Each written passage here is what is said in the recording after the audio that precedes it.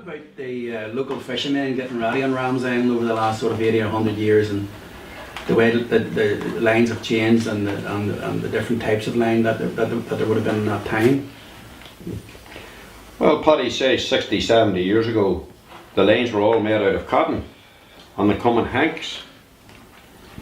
And they had a wee whirly board, you call it a whirly board, with 4 posts on it, and they just put the hank over that and they run it off, and the whirly board went round like that, and you took 4 strides every time, and that's how you made your line.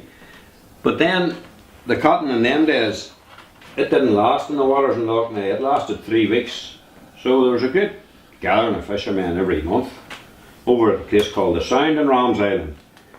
It was like a big overturned bale filled with water. A bale about maybe 1.5 tons weight, and would have filled that with water. They'd lit a fire, they'd had their sandwiches with them, and they all boiled their lines, maybe 30 or 40 lines boiled on a Saturday afternoon. And that kept the lines good for another 2 weeks, until they had another visit to Donny Dornan's in Lurgan to buy new cotton. Wee Donnies. Wee Donnies. In Edward Street. In Edward Street. And that was a day out too for them. Some of them sailed up into Kinnigo in their boats to do that. And they would have met fishermen friends, and they would have stayed for a night or two anywhere around the shore at the loch at that time. Ram's Island was quite a famous place for visitors, and fishermen used it. Fishermen from all shores used it to lie on at night and shelter. Maybe couldn't get back across the loch. They would have stayed all night on the island. And so you could imagine the crack and the times that they had on it then. Certainly give them a lot of shelter and bad times and bad weather.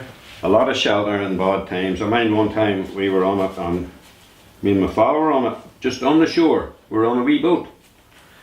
And we'd acquired 2 new bright orange lasers that had come from the oil rigs, but they weren't 100% waterproof.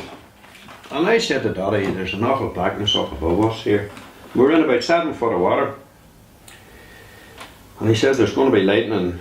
But anyway, on that actual night, it killed 3 cows about 100 yards inside us. 3 Ayrshire cattle. Daddy ended up, the first strike, Daddy ended up right under my feet, and my head went down like that. And I didn't know what, I thought the button was pressed.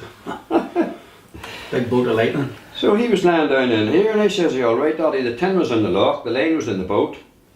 Because he was howling the tin. Must have been why he got the thump.